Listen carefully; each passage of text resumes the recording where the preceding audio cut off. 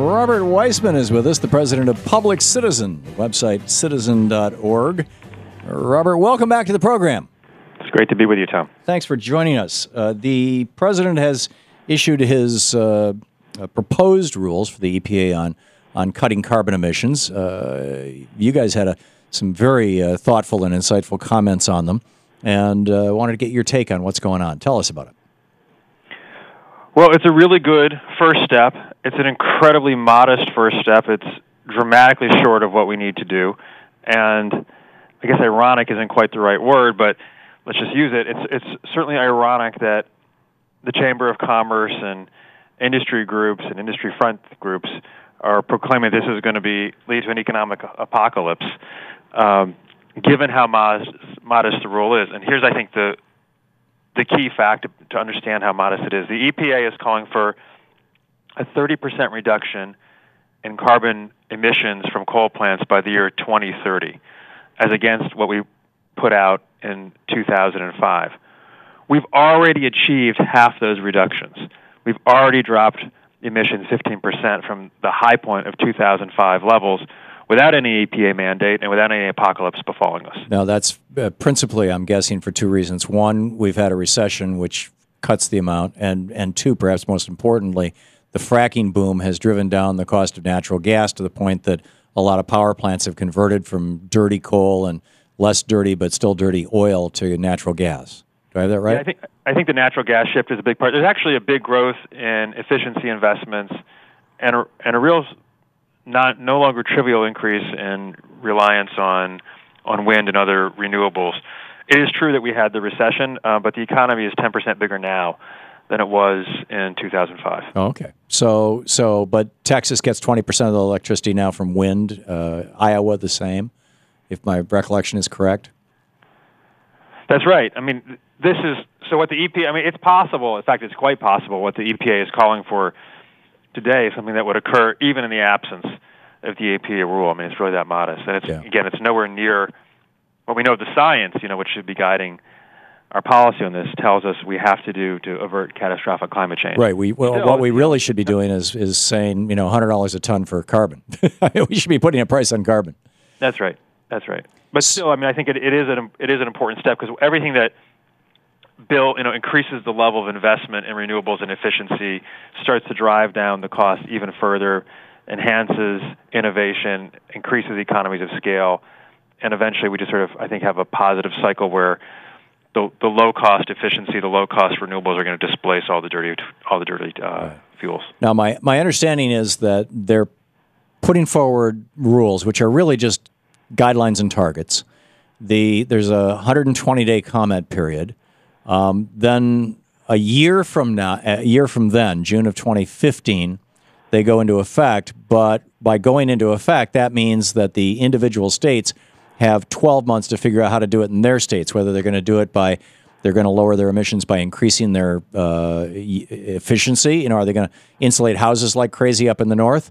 Are they going to solarize rooftops in Arizona? Are they going to, what are they going to do? Are they going to put scrubbers on coal plants?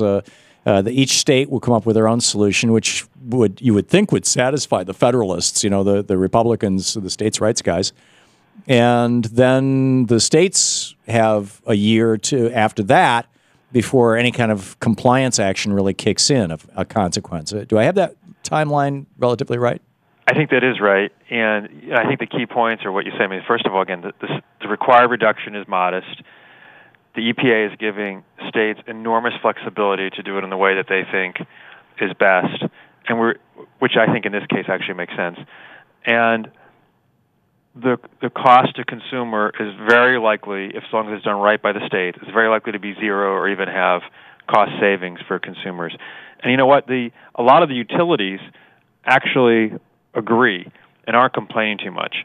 The ones that are really complaining are the coal companies and some of the utilities that are heavily reliant on coal, and then outfits like the Chamber of Commerce, which partially are representing, a fraction of industry, these coal companies, but also really see an opportunity for partisan advantage.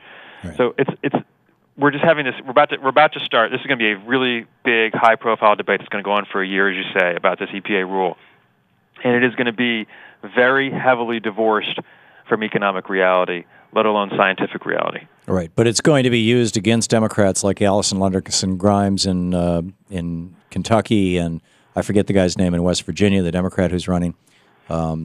It's going to be used against the Democrats in the coal-producing states, and thus a lot of the Sturm and Drang and bluster that is, totally hyperbolic in nature.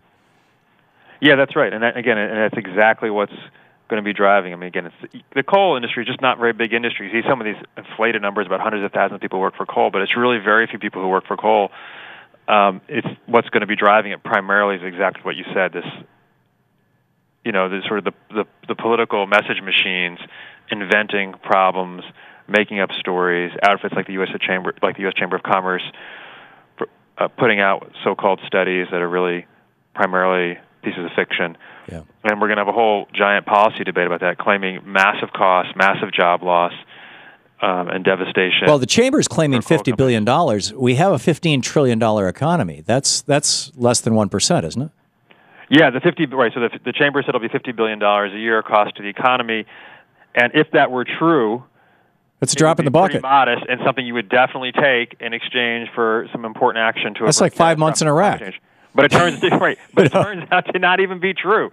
You know, their thing was based on reductions that are significantly more than the EPA just called for, and include a whole range of, as is normal for the Chamber, of, let's just say, selective methodological decisions that lead to their final outcome. So even by their standard, the number would be much lower. Even if you took their numbers as what it is, it's really not very much in the scale of the economy. And you'd take it in a second if we thought we could pay $50 billion a year to do something meaningful. Given how, as policy, this is it's more of a conversation starter than solid policy. I mean, there is a solid policy piece to this, but it really is a conversation starter.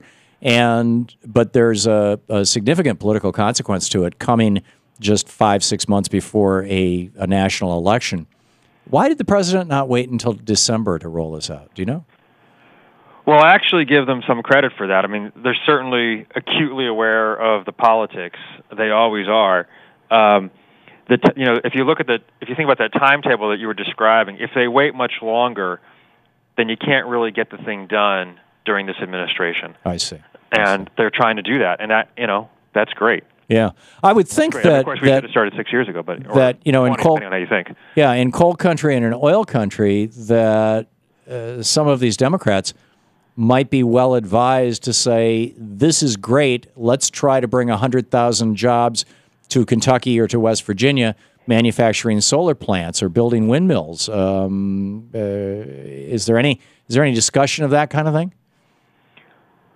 Well, again, I think the facts on the ground really say that's right, and I'll explain why in a second, but probably not too much, because the frame is, if you're running in Kentucky, the frame is well established, and it's hard. So if you're Allison Grimes, this is a hard thing to negotiate. You can't debate the frame and then debate. But it turns out, like Texas, I think is the second biggest coal producing state in the country.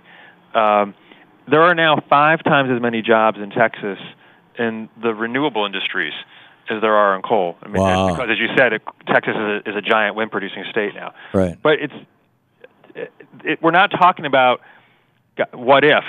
What if we had some technology that could save us? Like, we have these things right now.